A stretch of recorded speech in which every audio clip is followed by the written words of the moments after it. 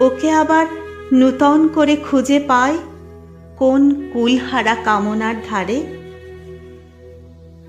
ওর সঙ্গে আবার একবার কথা বলি সময়ের কোন ফাঁকে, বনমল্লিকার গন্ধে, নিবিড় কোন কর্মহীন সন্ধ্যার অন্ধকারে। এমন সময় নববর্ষা ছায়া উত্তরীয় উড়িয়ে পূর্ব দিগন্তে এসে উপস্থিত। উজ্জয়িনীর কবির কথা মনে পড়ে গেল। মনে হলো প্রিয়ার কাছে দূত পাঠায়, আমার গান চলুক উড়ে, পাশে থাকার সুদূর দুর্গম নির্বাসন পার হয়ে যাক।